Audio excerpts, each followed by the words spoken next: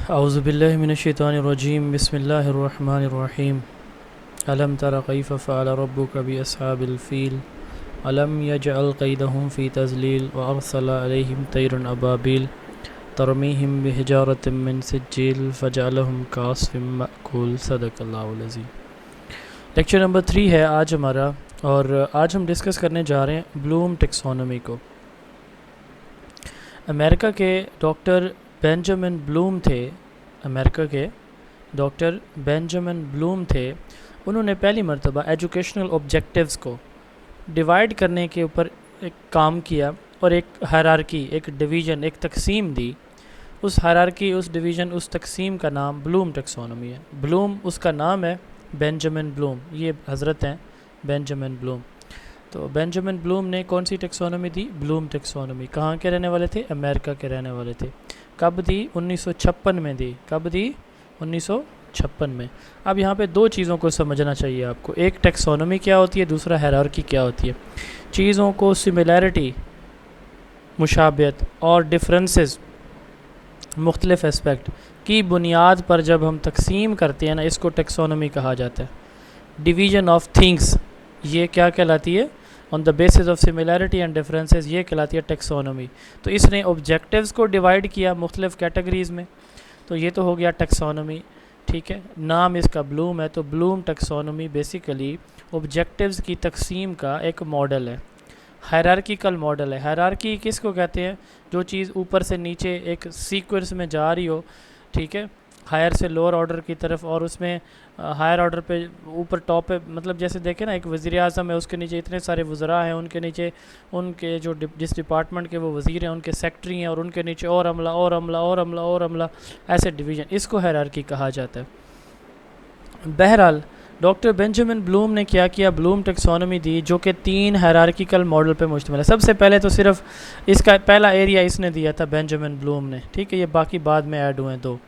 तो hierarchical model है जिसका फोकस किस चीज़ के ऊपर है? Use to classify, division, divide educational objectives into a level of complexity and specificity.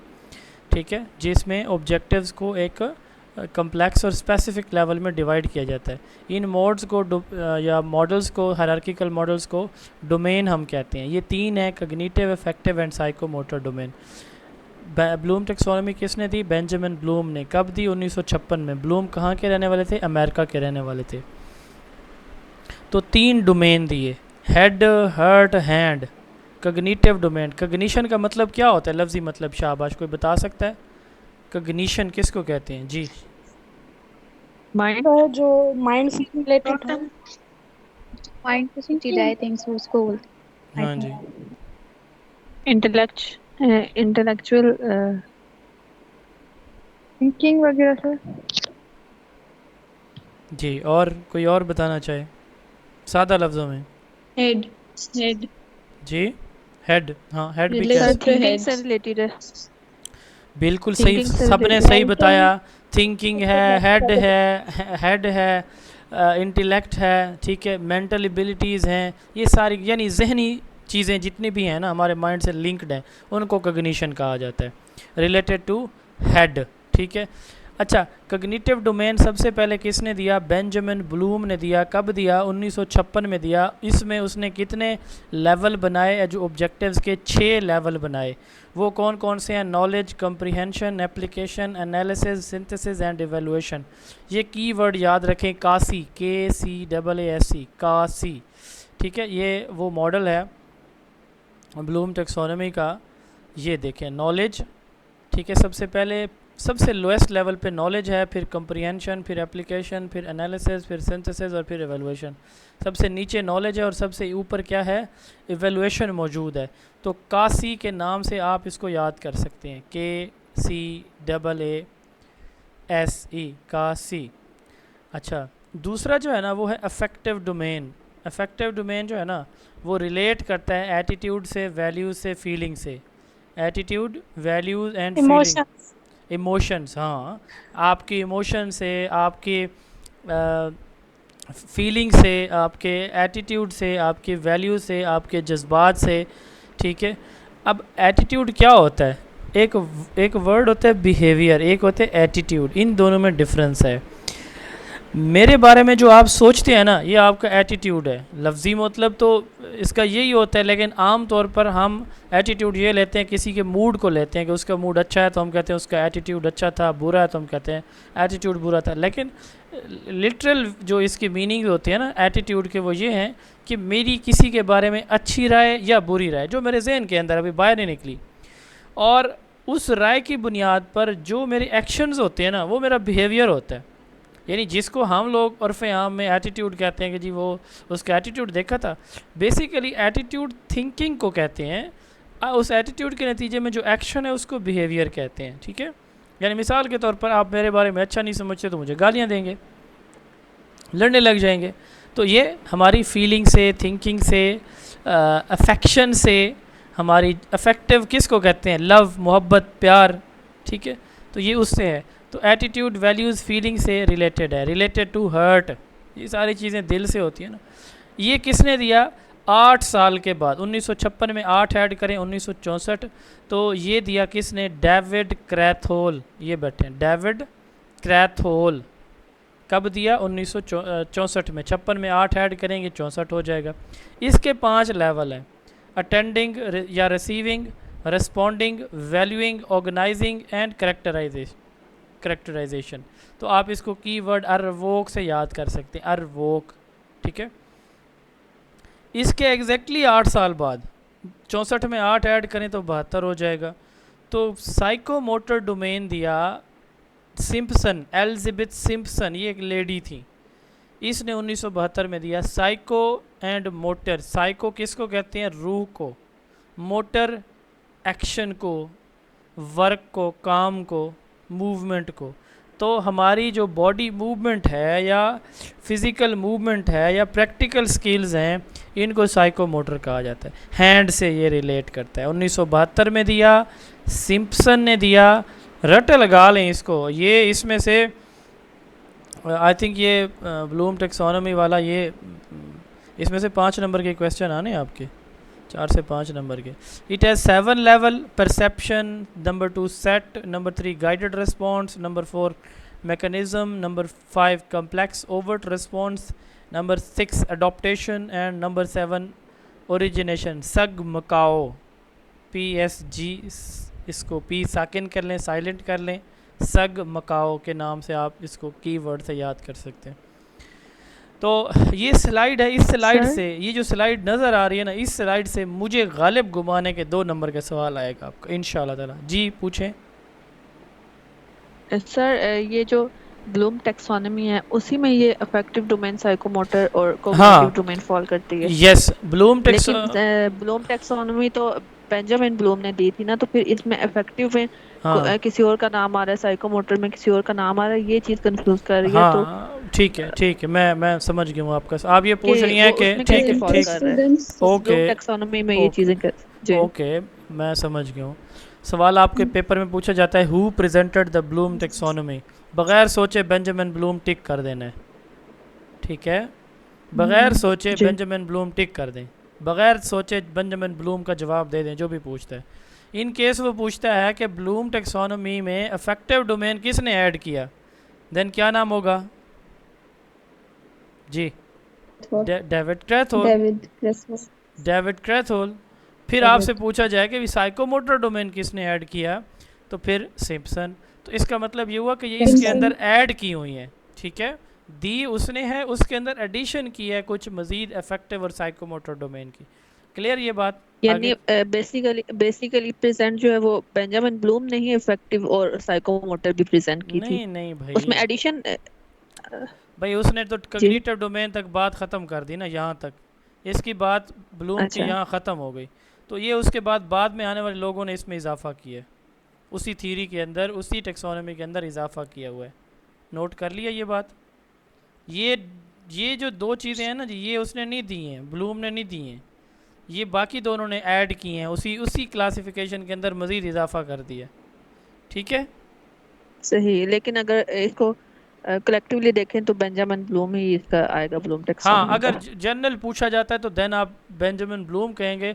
अगर स्पेसिफिकली पूछा जाता है कि cognitive domain was presented by, affective domain was presented by who added psychomotor domain in Bloom taxonomy, इस तरह सवाल आएगा।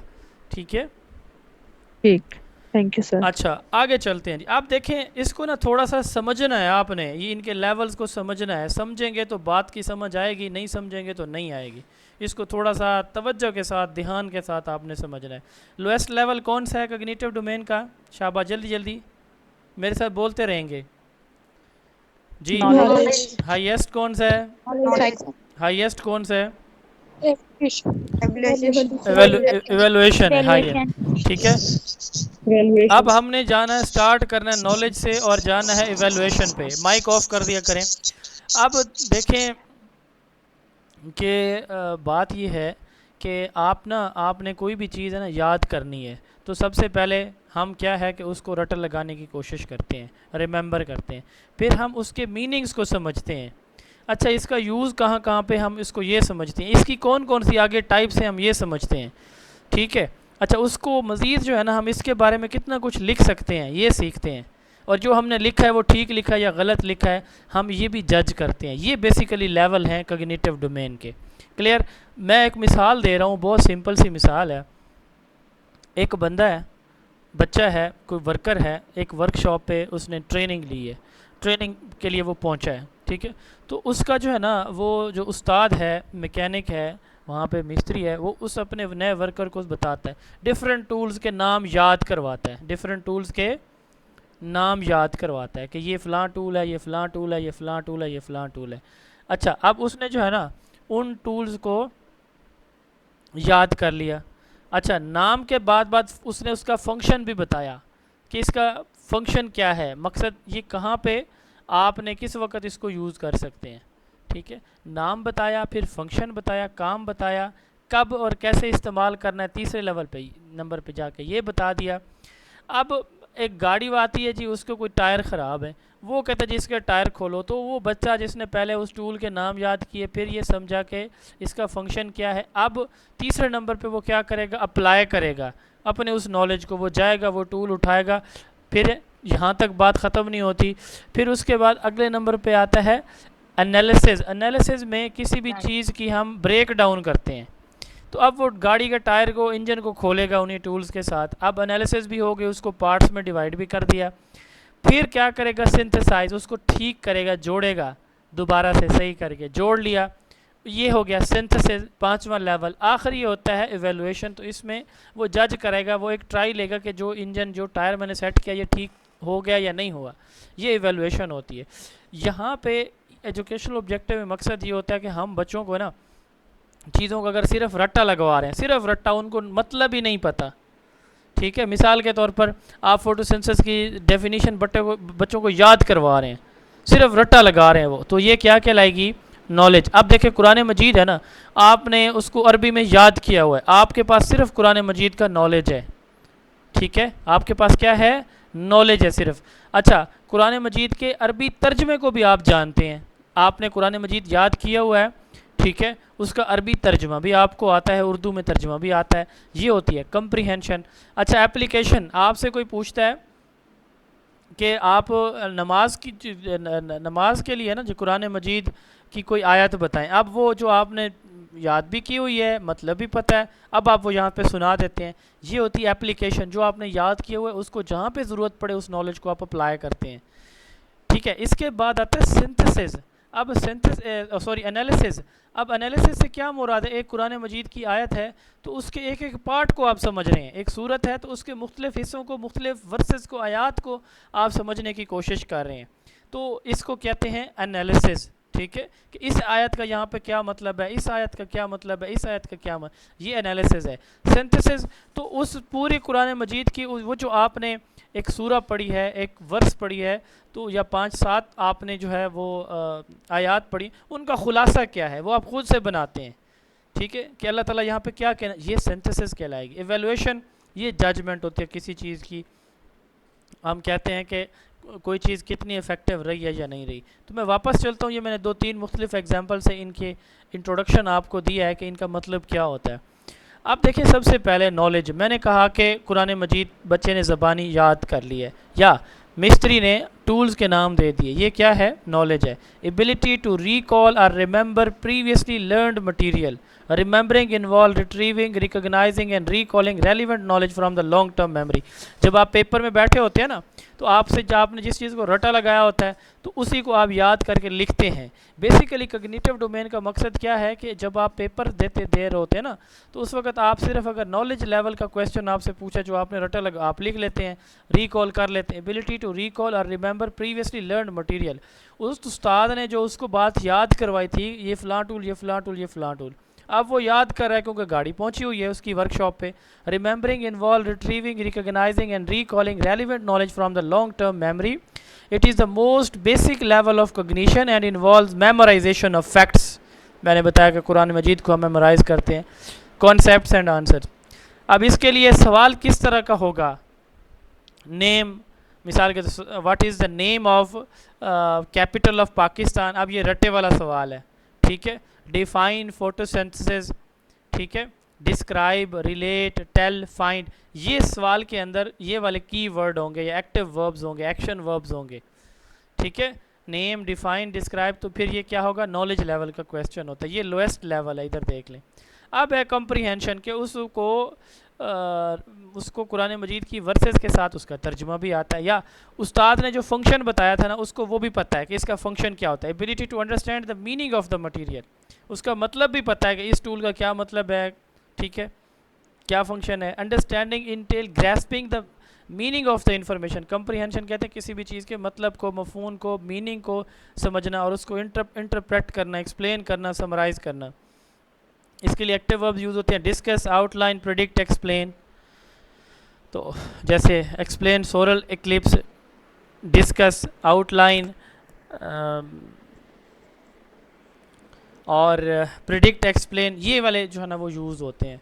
अच्छा, उसके बाद तीसरे नंबर पे एप्लीकेशन आते हैं। अब कुरान मजीद की उन आयात को ज़रूरत पड़ने पर अगर कोई सवाल करे कि जी रोज़े के बारे में आयात क्या क्या हैं, तो आप बता देते हैं फ़ौरन। या फिर मैंने कहा कि गाड़ी अब आ गई है, उस्ताद कहता है कि टायर खोलो, इंजन खोलो, अब वो अपने नॉलेज पहले याद करेगा कि उस्ताद ने इस टूल का नाम बताया था और ये उसका काम बताया था, ये उसका मतलब था, मीनिंग ये थे उसके, ठीक है, ये वर्स थी और इसका ये मतलब है, ये यहाँ पे यूज़ होगी। तो इसको कहते हैं application. Ability to apply the previously learn knowledge in new situation. पहले से जाना हुआ इल्म नई जगह पे यूज़ करना। जो आपने वर्सेस याद की हुई हैं उनको यूज़ करते हैं। आपने कोई ऐसे याद किया हुआ है, रटा लगाया हुआ है, आपने उनकी उसको याद करने के बाद उसको समझ लिया है, अब ज़रूरत पड़ी है तो आप उसको इस्तेमाल कर लेते हैं। उनमें से जो जो चीज़ें पूछी जाती हैं आप बता रहे हैं। एबिलिटी टू अप्लाई, अब वो टूल्स को अप्लाई कर रहा है टायर खोलने के लिए। Learn knowledge in new situation, इसका मकसद क्या होता है कि जो इन्फॉर्मेशन है उसको न्यू सिचुएशन में हम क्या कर रहे होते हैं, यूज़ करने की कोशिश करते हैं, ठीक है, एप्लीकेशन के अंदर, ताकि हम अपने प्रॉब्लम्स को सॉल्व कर सकें। Use, illustrate, complete and solve, इसके लिए ये की वर्ब्स जो है ना वो यूज़ होते हैं। अच्छा, चौथे नंबर पे आता है जी सिंथेसिस। सिंथेसिस बनाना, क्रिएट करना, ठीक है। आपसे मैं कुछ सवाल भी करूंगा, अभी तैयार रहें, एक्टिव रहें। सर एनालाइजेशन है ना चौथे नंबर पे? एनालिसिस आएगा, ठीक है, वेरी गुड। अब देखिए चौथे नंबर पे क्या आता है, एनालिसिस आता है। इसका मतलब आप लोग, इसका मतलब आप जाग रहे हैं। जी जी सर, ये आपकी ना आवाज़ बहुत कम आ रही है, सही समझ में आ ही नहीं रहा। तो मुझे क्या करना चाहिए? पता नहीं। नहीं, आप बता देना मुझे क्या करना चाहिए। सर हमें आप ठीक आ रही है। नहीं, मैं उनसे थोड़ी पूछ तेज रहा हूँ। करें। सर आवाज तो आ रही है। आवाज सही आ वो रही बहुत आप स्लो आ लोग रही है। उनको तो बताने है? दें। बात तो आ रही है। ओ मैडम को तो बताने दो, अल्लाह के बंदो, आप लोगों को आ रही है, मुझे भी पता है कि आप लोगों को ठीक जा रही होगी आवाज़। उनका, आप मोहतरमा, आपका नेटवर्क का इशू है, तो इधर से आवाज़ का नहीं इशू नहीं नहीं, है। अच्छा चलें, कोई नेटवर्क नहीं। चलें फिर मेरी साइड से कोई मसला होगा, बाकी लोगों को तो ठीक आ रही है, तो मेरे ख्याल में कि इधर से मसला नहीं है। एनालिसिस की बात करते हैं। अब देखें, उसने इंजन को खोल दिया, उसने जो एक पूरा एक सूरा है उसके डिफरेंट पार्ट्स को, सेगमेंट्स को अलग कर करके याद किया। मैं एक दफ़ा ना सफ़र में जा रहा था तो मुझे ऐसे ख्याल आया, मैं कि यार इतना लंबा सफ़र है तो थोड़ी देर तस्बीह पढ़ ली, अच्छा थोड़ी देर मोबाइल देख लिया, मैं कि यार कोई ना प्रोडक्टिव काम करूं जो ज़िंदगी भर मुझे काम आए। तो मैंने ये नियत की, मैंने कहा जो आखिरी 10 सूरतें हैं ना, मुझे अक्सर क्लास लेनी पड़ती है और ट्रांसलेशन मुझे नहीं आती, सूरतें तो आती हैं, आखिरी पारा सारा मैंने हिफ्ज़ किया हुआ अल्हम्दुलिल्लाह। तो मैंने कहा यार मुझे ना उनकी ट्रांसलेशन भी अक्सर ज़रूरत पड़ती है, तो मुझे मोबाइल खोलना पड़ता है, क्यों ना मुझे याद कर लेना चाहिए। मैंने एक एक आयत को, एक सूरा पकड़ी, उसकी एक एक आयत को उसकी ट्रांसलेशन रटा लगाई। ये होता है एनालिसिस कि आप एक पूरी सूरा को डिवाइड कर रहे हैं, वो इंजन को खोल रहा है, अलग कर रहा है हर हर पार्ट को, ताकि समझे फॉल्ट कहाँ पे है, ताकि समझे कि उसके सवाल का जवाब कहाँ पे है। Ability to break down the fact into component parts to better understand it. It involves breaking down the information into parts to explore and understand the relationship. इसमें हम एग्जामिन करते हैं, कंपेयर करते हैं, कंट्रास्ट करते हैं, इन चीज़ों को कैटेगराइज करते हैं। ये डेफिनेशन इस छः में से लाजमी किसी न किसी की पूछी जाएगी। For example identify, compare, explain and categorise, ये की वर्ब्स हैं। जैसे कि पार्ट्स ऑफ ब्रेन बताएं। अब उसने खोल दिया इंजन सारा, उसने आयात को अलग अलग करके, ठीक है, उसको उसका मुताला कर दिया। उसके बाद आता है सिंथेसिस। अब उसने जो है ना उनको इकट्ठा करना है। Ability to integrate, ability to put elements together, ability to make coherent whole, यानी इकट्ठा करना इंफॉर्मेशन को। अब उसने उन्हीं पार्ट्स को दोबारा इकट्ठा करके इंजन को फिट कर दिया दोबारा। इससे न्यू आइडियाज़ जनरेट होते हैं, न्यू प्रोडक्ट्स जनरेट होते हैं, न्यू थिंग्स जो है ना वो सामने आती हैं। साफ ज़ाहिर बंदा जो है ना इसमें अपना एक्टिवली सोचता है। जब हम सवाल का जवाब लिखते हैं ना, लॉन्ग क्वेश्चन जो हमारे होते हैं, तो उसमें वो जो हम अपने माइंड के अंदर एक आइडिया बनाते हैं ना कि ये हेडिंग पहले होनी चाहिए, दूसरे, तीसरे, चौथे, 5वें नंबर पे, ठीक है। मैं आपको बता देता हूँ। चलें, अब सवाल आ गया फॉर एग्ज़ाम्पल को एजुकेशन के ऊपर। अब को एजुकेशन के बारे में कितना कुछ नॉलेज है मेरे पास, कितनी चीज़ें मुझे इस वक्त याद हैं, वो सारी मैंने पेपर के अंदर लिखनी है। पहला लेवल हो गया एबिलिटी टू रिकॉल। अब दूसरे नंबर पे है कंप्रीहेंशन। मुझे पता होना चाहिए कि पेपर में पूछा क्या गया। नॉलेज तो मेरे पास को एजुकेशन का है, अब क्या क्या मैंने यहाँ पे लिखना है सवाल की क्वेश्चन के अकॉर्डिंग। अब ये होगी कंप्रीहेंशन कि जो पूछा गया ना, तो जो मुझे याद है तो उसको अंडरस्टैंड भी मैं करता हूँ कि ये यहाँ पे यूज़ हो सकते हैं। ये होती है क्या, कंप्रीहेंशन। अब है एप्लीकेशन। इस सवाल में जितना कुछ नॉलेज मेरे पास है, फॉर एग्जांपल सवाल ये किया गया कि को education is a challenge in current situation. Suppose करें ये एक हेडिंग थी। अब को एजुकेशन जो है ना एक चैलेंज बन चुका है करंट सिनेरियो के अंदर। तो अब इसके बारे में मैं जो नॉलेज मेरे पास है उसको मैंने उसमें से कौन कौन सा निकालना है। फिर क्या हम करते हैं, उसको अपने नॉलेज को अप्लाई करते हैं, एनालिसिस करते हैं उसका कि ये यूज़ होना चाहिए या नहीं होना चाहिए। फिर हम सिंथेसाइज करते हैं अपने माइंड के अंदर कि ये हेडिंग में दूंगा, ये इसमें इंक्लूड होगी या नहीं होगी। वो तो एनालिसिस में कर लिया। सिंथेसिस में हम ये देखते हैं कि ये हेडिंग इंक्लूड होगी या नहीं होगी। और जब पेपर सवाल हल कर लेते हैं, सारा लिख लेते हैं, फिर इवेलुएट करते हैं कि क्या मेरा जवाब अच्छा क्वालिटी जवाब लिखा मैंने या नहीं लिखा। बहरहाल वो इंजन को दोबारा फिर क्या करता है, सिंथेसाइज कर देता है, जोड़ देता है, ठीक है। Create, imagine, design, plan. उसके बाद एंड पे हाईएस्ट लेवल है, इसमें वो क्या करता है, चेक करता है कि जो काम मैंने किया है क्या वो ठीक है या गलत है, ठीक है। अच्छा, आपसे अब एक सवाल है। अब हम जब पेपर हल करते हैं तो क्या पहले ये सोचते हैं कि ये चीज़ यहाँ पे शामिल होनी चाहिए या लिखने के बाद सोचते हैं? जी शाबाश। पहले सोचते हैं ना कि पहले सोचते हैं ना कि ये चीज़ हेडिंग में ऐड करूं, ये ना करूं, ठीक है। अच्छा, आपके नज़दीक जब हम ये जो बेंजामिन ब्लूम है ना, ये कहता है सिंथेसिस हम पहले करते हैं, एवैल्यूएशन बाद में करते हैं। आप इससे मुत्तफिक हैं? नो सर, वैसे ये चेंज भी तो हुई है। नहीं, उसको छोड़ें यार, अभी मैं उधर नहीं जा रहा। चेंज वाली जो मैं पूछ रहा हूँ वो बताएं। जो कुछ बच्चे ऐसे होते हैं ना जो फ्रेश है ना, मैं उनके माइंड में बात बिठानी होती है ना, उस्ताद की टेक्निक को फेल कर देते हैं। लाइक बच्चे, लाइक बंदे, जो बंदियां होती है ना, उस्ताद बेचारे की जो प्लान होते हैं ना उसको मत मार देती हैं आप जैसी। अच्छा, मैं ये पूछ रहा था कि सिंथेसिस पहले होनी चाहिए या एवैल्यूएशन पहले होनी चाहिए? आपके ख्याल में मैं ऐसे लिख रहा हूँ तो पहले मैं सोचूंगा, इवेलुएट करूँगा कि ये चीज़ें यहाँ पे शामिल करूँ, या पहले लिखूँगा बाद में बैठ के सोचूंगा? जी क्या होता है? इवैल्यूएट करेंगे पहले हाँ बस इवैल्यूएशन करना चाहिए। ठीक है, कभी कभी सिंथेसिस यही इस जैसे पे हम सर इसी पे ओके बट ठीक है, बस मुझे जो एक्सप्लेनेशन नहीं चाहिए वो मैं खुद दे रहा हूँ। वेरी गुड, अच्छे बच्चे हैं आप, सबको पता है सारी बातें। हाईएस्ट लेवल इवैल्यूएशन है। ये जो बेंजामिन ब्लूम है ना, इसका था एक स्टूडेंट, ये उसके वो सारे लेवल अगेन है। इसका एक स्टूडेंट था बेंजामिन ब्लूम का, ठीक है, ये इसका नाम था एक क्रैथहोल और एक इसका स्टूडेंट था लॉरेन एंड्रीसन, लॉरेन एंड्रीसन, ठीक है। इन दोनों ने यही एतराज़ लगाया जो मैंने और आपने अभी इसकी थ्योरी क्लासिफिकेशन टेक्सोनोमी के ऊपर लगाया। इन्होंने कहा कि भाई उस्ताद जी तुमने बाकी काम तो बड़े अच्छे किए लेकिन एक गलती कर गए हो। डेविड क्रैथहोल एंड लॉरेन एंड्रीसन ने कॉग्निटिव डोमेन को, ब्लूम टेक्सोनोमी नहीं, कॉग्निटिव डोमेन को कब 2001 में रिवाइज़ किया।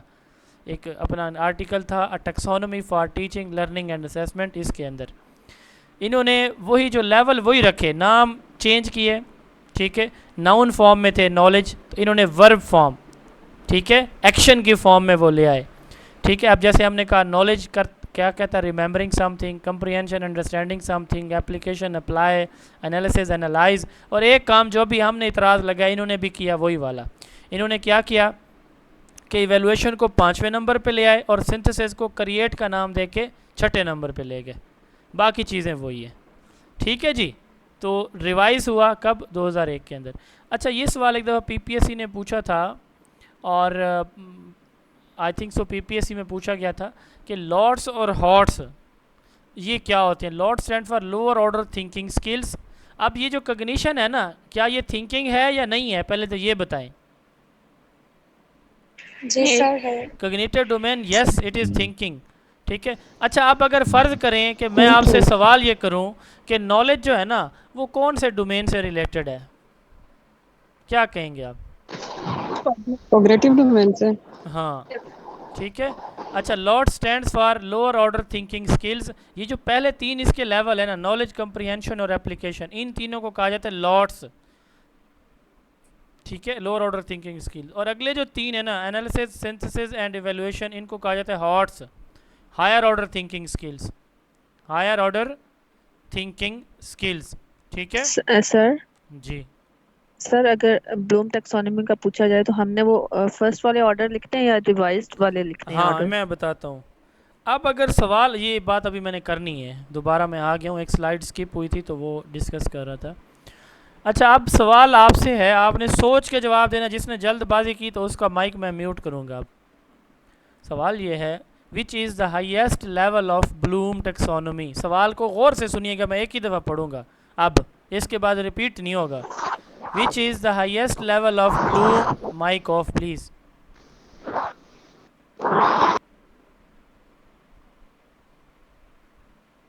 Which is the highest level of Bloom taxonomy? Evaluation. अभी मैंने सवाल पूछा ही नहीं है, सब्र तो करें अल्लाह के बंदो।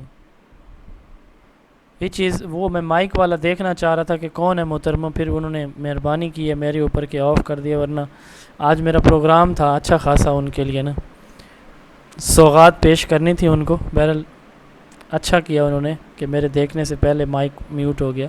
सवाल ये था, अब देखें 2-3 मिनट ज़ाया होते हैं ऐसे। सवाल ये था कि विच is the highest level of cognitive domain. अब उसमें समझिएगा ऑप्शंस को, क्रिएट, इवेलुएट, अप्लाई, एनालाइज, बताएं। क्रिएट। इवैल्यूएट। अब यस, अब यहाँ पे आएगा क्रिएट, अब आएगा क्रिएट, ठीक है। अगर तो हो वर्ब फॉर्म में, अब वहाँ अगर हो इस तरह पूछें विच इज़ हाईएस्ट लेवल, लिखो क्रिएट, इवेलुएट, एनालाइज, अप्लाई, तो फिर कौन सा होगा? शाबाश इवैल्यूएट। ओए भाई, क्रिएट होगा। ओ भाई क्रिएट, इवेलुएट क्यों होगा? इवेलुएट तो 5वें नंबर पे पड़ा है। ये देखो, अगर ये पूछी जाए ना, ये स्टेम ऑप्शन में ये हो, अप्लाई, एनालाइज, इवेलुएट, क्रिएट, तो भाई क्रिएट हाईएस्ट होगा, क्रिएट। और अगर पूछा जाए एवेलुएशन, सिंथेसिस, एनालिसिस, एप्लीकेशन, तो फिर एवेलुएशन होगा।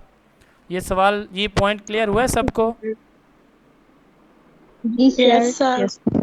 हाँ, एंडरसन ने इसको लर्निंग को भी दो कैटेगरीज में डिवाइड किया था, डिक्लेरेटिव एंड प्रोसीजरल। डिक्लेरेटिव जो लर्निंग होती है उसमें हम रटा लगाते हैं, प्रोसीजरल में हम उसको लर्निंग बाय डूइंग से चीज़ें सीखते हैं। अब उसके बाद आता है जी सेकंड डोमेन, ठीक है जी, वो है अफेक्टिव डोमेन। सेकंड डोमेन क्या है? Affective domain. सर वो क्वेश्चन वहीं पे रह गया ना कौन सा सर? ये कोग्निटिव डोमेन का जब पूछा जाएगा इसके लेवल्स का, तो हमने वो पहले वाले बताने हैं या इसने जो रिवाइज किया था एंडरसन ने, या इसके बारे में बताना है? मैंने सवाल की शक्ल में जवाब दे दिया है, तो समझ जाना चाहिए था। वो सर क्लियर हो गया है, बस वो वही clear हो गया मुझे। जवाब है। हाँ जी, वही जवाब है मेरा भी। फॉर एग्जांपल इंटरव्यू में अगर हमसे पूछ लिया जाता है तो तो आप हमने बताएं, रिवाइज्ड वाले वो नहीं, लेवल्स बताने नहीं, हैं। आपने साथ बताना है कि ये ओरिजिनल ये हैं, रिवाइज्ड ये हैं। दोनों का जिक्र करेंगे। यस। ओके। अच्छा, कहाँ पे थे? हाँ, अफेक्टिव डोमेन पे आ जाए। अफेक्टिव डोमेन जो है ना, अफेक्टिव डोमेन जो है ये डील करता है किस चीज़ के साथ? हमारी इमोशंस के साथ, हमारी फीलिंग्स के साथ, हमारी वैल्यूज़ के साथ, हमारे एटीट्यूड के साथ। किसने दिया था जी? शाबाश, डेविड क्रैथहोल ने। कब दिया था? 1964 में। अब इसके जो है ना वो 5 लेवल हैं। अर्वोक, अटेंडिंग या receiving, responding, valuing, organization and characterization. अर्वोक 5 लेवल्स हैं, ठीक है। डोमेन 3 है ब्लूम टेक्सोनोमी के। हर डोमेन के पहले के 6, दूसरे के 5, तीसरे के 7 जो है ना वो लेवल्स हैं। इसमें लोएस्ट लेवल अटेंडिंग या रिसीविंग है, हाईएस्ट लेवल कैरेक्टराइजेशन है। इसके लिए मैं मिसाल देता हूँ कि मैंने ना एक दफ़ा घर से निकला तो गाड़ी में बैठने लगा तो एक बंदे ने ना मुझे आवाज़ दी कि बेटा बात सुनो। तो मैंने ना, अब जल्दी में था, ऑफिस जा रहा था कहीं, पता नहीं शायद स्कूल विज़िट पे जा रहा था, तो उसने कहा बेटा मेरी बात सुनो। वो साइकिल पे था और उसकी साइकिल की बैक साइड पे ना किसी बच्ची के टूटे हुए जूते पड़े थे, लटके हुए थे। तो खैर मैंने जब उसकी वो कंडीशन देखी तो मैंने कहा सोचता हूँ इसके बारे में रुकना चाहिए या नहीं। ये होती है अटेंडिंग, ठीक है। रिस्पॉन्डिंग, फिर उसने बात की, मैंने उसको जवाब दिया, ठीक है। उसने कहा कि बेटा मैं फ़लाँ जगह से आया हूँ, भट्ठे पे मज़दूर हूँ, ईंटों वाले भट्ठे पे, ब्रिक किल्न पे। तो मेरी बेटी स्कूल आज आई है, तो स्कूल वालों ने फ़ोन किया कि इसको बंद शूज़ लेके दें, सर्दियाँ थी तब, तो ये स्लीपर में आई थी, तो अगर वरना इसको हम घर भेज रहे हैं। तो फिर मैंने, मेरे पास जो आटे के पैसे थे ना, मैंने उनसे जूते ख़रीद के बेटी को स्कूल में पहुंचा दिए। खाने के पैसे नहीं है, पैसे चाहिए।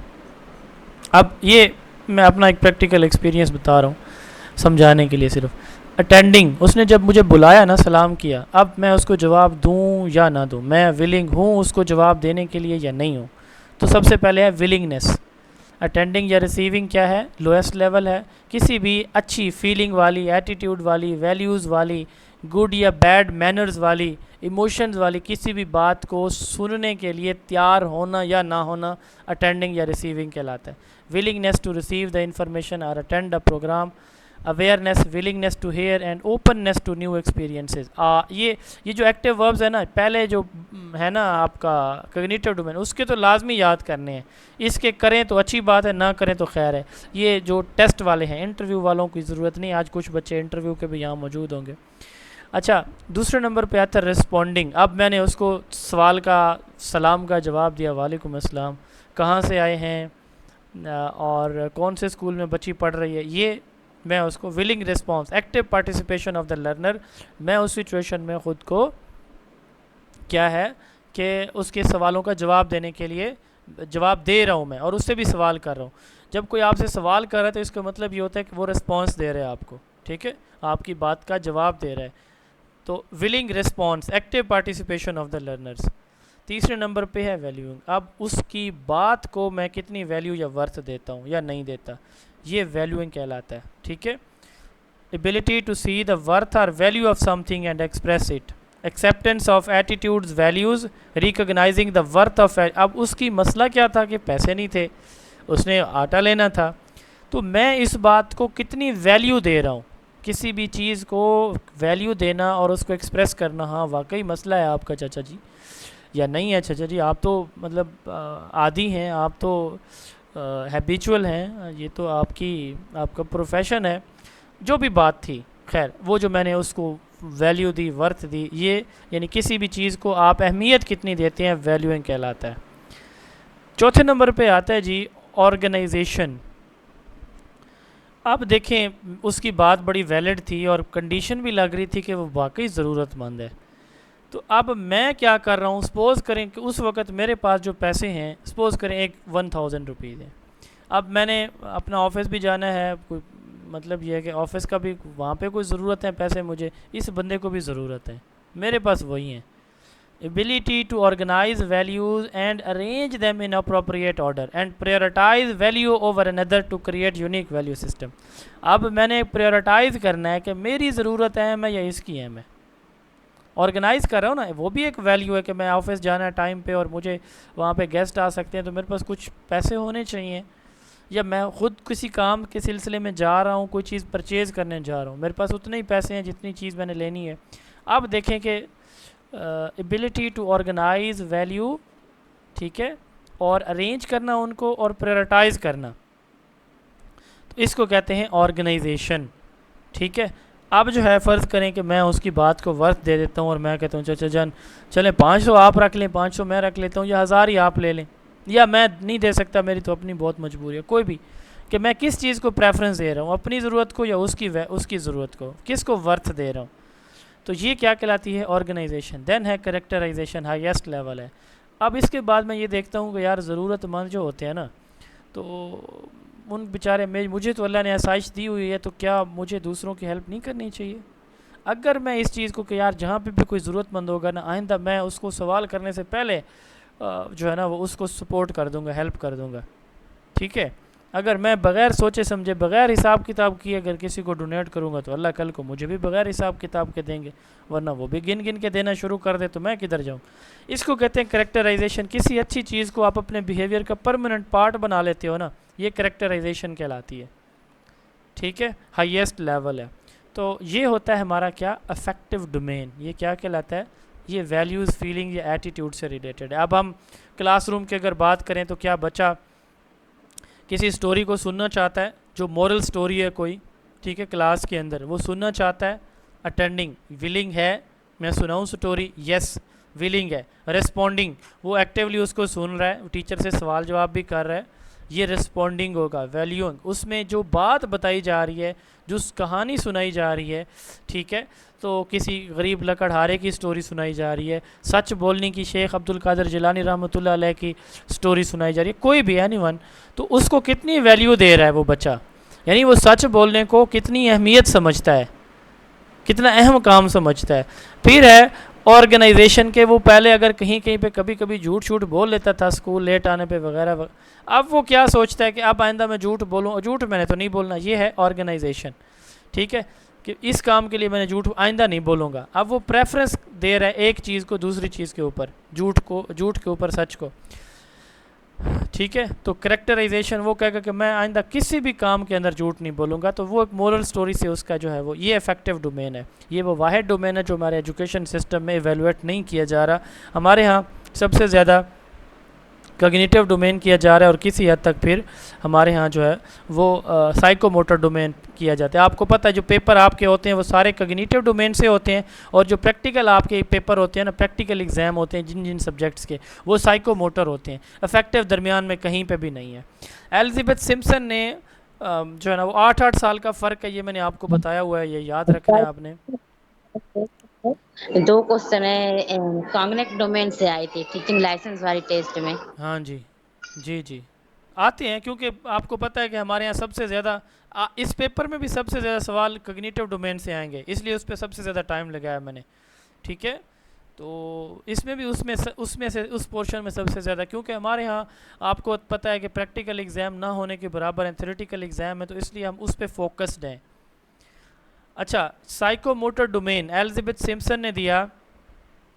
आपके घर में एक छोटा बच्चा है, आप उसे साइकिल सिखाना चाहते हो, बेटा साइकिल सीखोगे, ठीक है। अब एक बच्चा है ना, वो किसी दूसरे को देखता है साइकिल चलाता हुआ, तो वो अपने सेंसेस को यूज़ कर रहा है कि मैंने भी साइकिल चलानी है, मैंने भी साइकिल चला। Ability to use sensory cues to guide motor activity, ठीक है, अपने सेंसेस को यूज़ करेगा कि अच्छा ये ऐसे चला रहा है, इसने ऐसे साइकिल का हैंडल पकड़ा, ऐसे उसके ऊपर बैठा। अब वो अपने सेंसेस या सेंसरी क्यूज़ को यूज़ कर रहा है कि अच्छा ऐसे ऐसे ये स्टेप उसने लिए। ये होती है परसेप्शन। परसेप्शन किसी दूसरे को देख के अपने माइंड में एक आइडिया बनाना परसेप्शन कहलाता है। किसी दूसरे को बोलता हुआ, करता हुआ, कराता हुआ कुछ देख के जो अपने माइंड में आइडिया हम बनाते हैं, that is known as perception. ये लोएस्ट लेवल होता है। फिर सेट है, फिर गाइडेड रिस्पॉन्स, फिर मैकेनिज्म, फिर complex overt response, adaptation and origination. अब दूसरे नंबर पे आता है सेट। सेट क्या होता है? The readiness to act. It includes mental, physical and emotional sets. Set से क्या मुराद है कि क्या अब वो बच्चा रेडी है कुछ भी करने के लिए। परसेप्शन के बाद क्या है? क्या वो बच्चा कुछ भी करने के लिए रेडी है।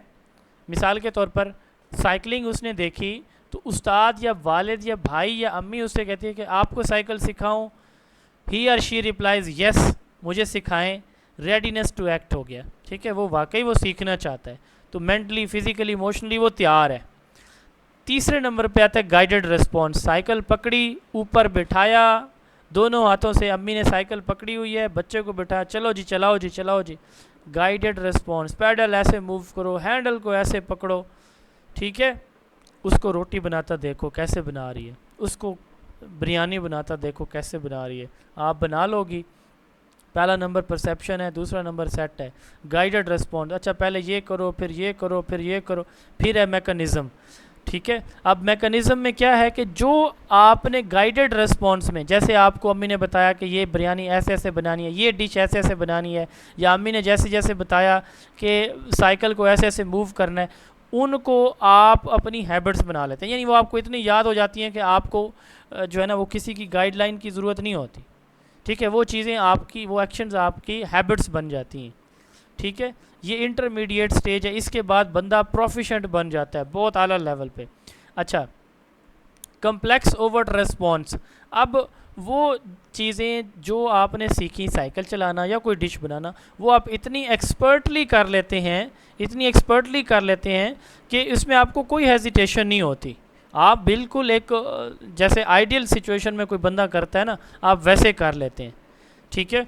तो अब वो साइकिल जो है ना, पहले यहाँ पे उस पर मैकेनिज़्म पे आते हैं। तो मैकेनिज़्म में क्या हुआ कि अम्मी ने जो उसको बिरयानी बनानी सिखाई या कोई भी एनीवन डिश उसको बनानी सिखाई, तो अब जो स्टेप्स उसने बताए थे ना तीसरे नंबर पे, अब वो उसको याद है, उसको दोबारा बताने की ज़रूरत नहीं होती उन चीज़ों को, वो उतना उस लेवल का कर लेता है जितना उसको समझाया गया। बट अकेले गाइडेड रिस्पॉन्स में वो बना तो लेगी डिश, साइकिल तो चला लेगी, सीखना साइकिल चलाना तो सीखेगी, लेकिन किसी दूसरे को के बताए हुए तरीके के मुताबिक, अपना तरीका नहीं होता।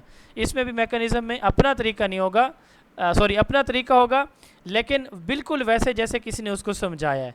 इसके बाद आता है कम्प्लेक्स ओवर्ट रिस्पॉन्स, ठीक है। कम्प्लेक्स ओवर्ट रिस्पॉन्स में क्या होता है कि बच्चा उस टास्क को स्किलफुली कर लेता है विदाउट एनी हेजिटेशन, ठीक है। परफॉर्मेंस उसकी स्किलफुल, यानी जैसे कोई एक्सपर्ट करता है ना, साइकिल चलाता है, वो वैसे चलाएगा।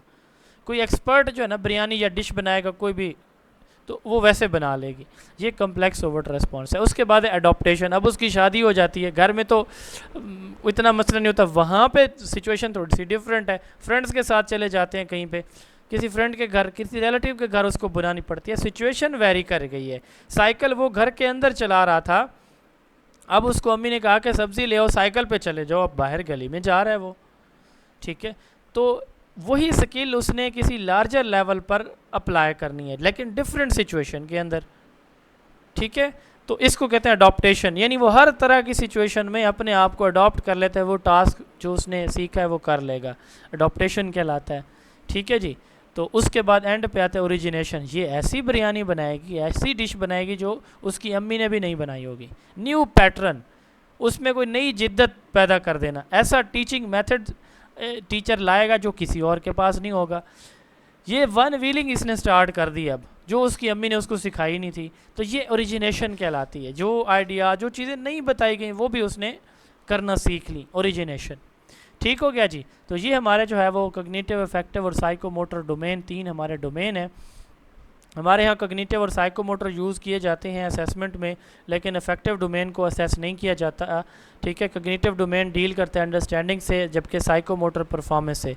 हमारी जो 22 है ना जी, board of intermediate and secondary education, तो उसमें जो है ना ये यूज़ की जाती है, ब्लूम टेक्सोनोमी को वो फॉलो करता है। ठीक है, अब ये कुछ ईसी के लेवल पे अगर हम इसको यूज़ करें, जैसे सिंध वालों का सिलेबस है ईसी के लिए, तो कॉग्निटिव डोमेन को यानी जो थिंकिंग स्किल्स हैं हम कैसे यूज़ कर सकते हैं, रिमेंबरिंग को, चीज़ें रिसाइट करने में, राइम्स को, वर्ड्स को, एनिमल्स के नेम्स को, कलर्स को याद करने के लिए ये पहला लेवल होगा। अंडरस्टैंडिंग, एक्सप्लेन वाई वो wash hand, sorting objects by category, तो ये एग्जांपल्स हैं कि हम छोटे बच्चों को कहाँ कहाँ पे कैसे यूज़ कर सकते हैं। थर्ड नंबर पे एप्लीकेशन है, शेप्स को, छोटे छोटे ब्लॉक्स को यूज़ करके कोई बिल्डिंग बनाना, क्लासरूम रूटीन्स को फॉलो करना जो उस्ताद ने बताई हैं। ठीक है, analysis, grouping items by similarities and differences, चीज़ों को जोड़ना और उनको तोड़ना। ठीक है, सिमिलैरिटी की बेस पे चीज़ों को जो अलग अलग करना। ठीक है, जैसे मिसाल के तौर पर आपके पास कोई 25 डिफरेंट कलर के ब्लॉक्स मिक्स करके दिए, बच्चों को कहा गया कि इनको ग्रीन अलग करो, वाइट अलग करो, रेड अलग करो, तो वो कर एनालिसिस कहलाएगा। ठीक है, इवेलुएशन, एक्सप्रेसिंग द प्रेफरेंसेस कि ये चीज़ अच्छी है, ये बुरी है।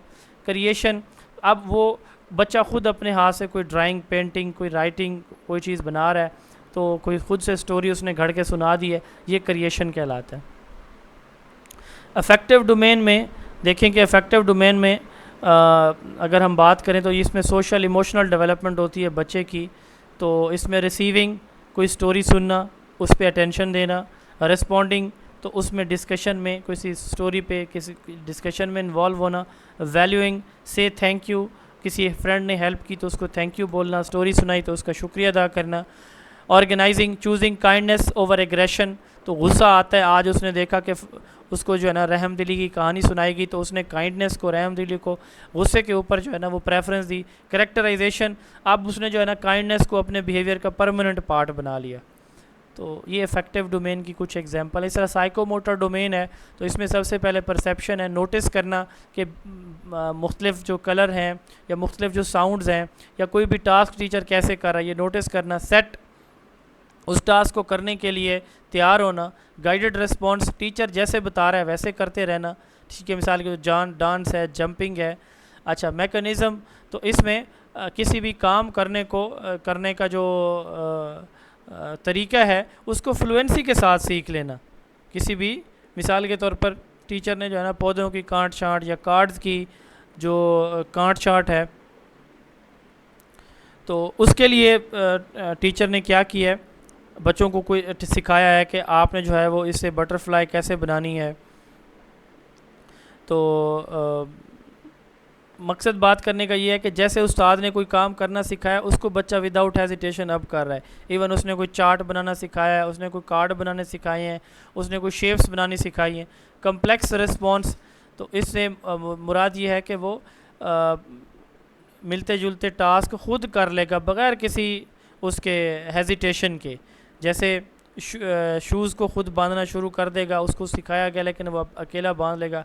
टाई का नॉट बनाना वो खुद सीख लेगा। अडॉप्टेशन, फ़िज़िकल स्किल्स को न्यू वे में, मतलब वो मुख्तलिफ सिचुएशन में क्लास के अंदर भी कर रहा है, क्लास के बाहर जाके भी कर लेगा। ओरिजिनेशन, तो उसको चलना सिखाया गया, वो जंपिंग शुरू कर देगा, ये ओरिजिनेशन है, नई चीज़। तो ब्लूम टेक्सोनोमी के बहुत ज़्यादा यूजेस हैं अर्ली चाइल्डहुड एजुकेशन में। उनमें सबसे पहले अगर हम बात करें तो लर्निंग एक्टिविटीज़ बनाने के लिए बच्चों की अंडरस्टैंडिंग होती है टीचर को कि इस वक्त इनसे मैंने जो इम्तिहान मेरा होना है ना, अब हमारे एग्जामिनेशन सिस्टम में पहले 3 जो लेवल्स हैं ना इनका यूज़ हो रहा है, सिर्फ 3 का। ये भी आपको मज़े की बात बताऊँ, हमारे बोर्ड के इम्तिहानात में पहले जो 3 लेवल है ना जी, नॉलेज, कंप्रीहेंशन और एप्लीकेशन, सिर्फ ये 3 इवेलुएट हो रहे हैं, अगले 3 भी नहीं हो रहे। तो लर्निंग एक्टिविटीज़ को प्लान करने के लिए, एज अप्रोप्रिएट बच्चों की असेसमेंट के लिए, बच्चे की होलिस्टिक डेवलपमेंट के लिए, इंडिविजुअलाइज इंस्ट्रक्शन डिज़ाइन करने के लिए, ठीक है, और टीचर्स को गाइड करने के लिए, और इसके साथ साथ जो बच्चे की जो डेवलपमेंट है तो उसके अकॉर्डिंग जो है ना वो चेक लिस्ट बना के लर्निंग आउटकम्स अचीव करने के लिए ब्लूम टेक्सोनॉमी को जनरली ईसी के अंदर हम यूज़ करते हैं। तो ऑब्जेक्टिव्स के लिए, असेसमेंट के लिए, लेसन प्लानिंग के लिए, करिकुलम के लिए, इंस्ट्रक्शन को डिज़ाइन करने के लिए, ग्रुप या इंडिविजुअल या फिर डिफरेंशिएटेड इंस्ट्रक्शन के लिए। डिफरेंशिएटेड इंस्ट्रक्शन से मुराद हर एक क्लास में जो मुख्तलिफ ग्रुप के बच्चे बैठे हो ना, उनको आप जो ग्रुप वाइज पढ़ाते हो। स्टूडेंट की लर्निंग को बेहतर करने के लिए और इवेलुएट करने के लिए, क्रिटिकल थिंकिंग डेवलप करने के लिए, रूब्रिक्स डिज़ाइन करने के लिए, एजुकेशनल टेक्नोलॉजी और ई लर्निंग में इसका ब्लूम टेक्सोनॉमी का यूज़ है। ब्लूम टेक्सोनॉमी आपके एजुकेशन सिस्टम की समझ लें रीढ़ की हड्डी है, ये हर जगह यूज़ होती है। बच्चा इसकी मदद से सेल्फ असेसमेंट भी कर सकता है, इसकी बेस पे रिसर्च भी चल रही है। तो इससे रिलेटेड बहुत इंपॉर्टेंट MCQs फाइल्स जो है ना, वो मैंने आपको इंशाल्लाह ताला भेज देनी है, वो आपने एक दफ़ा पढ़ लेनी है। कोई क्वेश्चन है इस हवाले से, आज के टॉपिक के हवाले से, तो आप पूछ सकते हैं। जी प्लीज़। सर मेरा क्वेश्चन ये है, इंटरव्यू मैंने का आपके कोई SST की इंटरव्यू का कोई भी बंदा SST का यहाँ पे क्वेश्चन नहीं करेगा, अभी मैं आपको बताऊंगा जब क्वेश्चन करने हैं। जी, सिंध से जितने भी स्टूडेंट हैं ECT वाले, फ़िलहाल ECT वाले क्वेश्चन करेंगे सिर्फ। जिसका जो भी क्वेश्चन है पूछें प्लीज़। जी सर मुझे ये पूछना था कि जो कॉग्निटिव डोमेन हमने पढ़ा था जीन पियाजे का और इसका ब्लूम का, इन दोनों में क्या डिफरेंस है? मैंने तो कहीं आपको कॉग्निटिव डोमेन नहीं पढ़ाया, जीन पे आ जाएगा। जी, कोई बता सकता है कि जी मैंने पढ़ाया कहीं पे कॉग्निटिव डोमेन? डेवलपमेंट पढ़ाया था। वो कॉग्निटिव डेवलपमेंट थ्योरी है, ठीक है, ये टेक्सोनोमी है, दोनों में बहुत फ़र्क है। तो अब उसका फ़र्क, उसका लेक्चर देख लें और इसका ये लेक्चर आपने आज सुन लिया, यही फ़र्क है, ज़मीन आसमान का फ़र्क है। जी ठीक है, ओके गॉट सर ये लेक्चर शेयर करेंगे? सर मुझे पूछनी थी एक बात, गाइडेड रिस्पांस जो इसमें एक स्टेप आ रहा है, गाइडेड रिस्पांस को हम यूँ कह सकते हैं कि ये ZPD है? हाँ, बिल्कुल बिल्कुल कह सकते हैं, ZPD ही होता है गाइडेड रिस्पांस।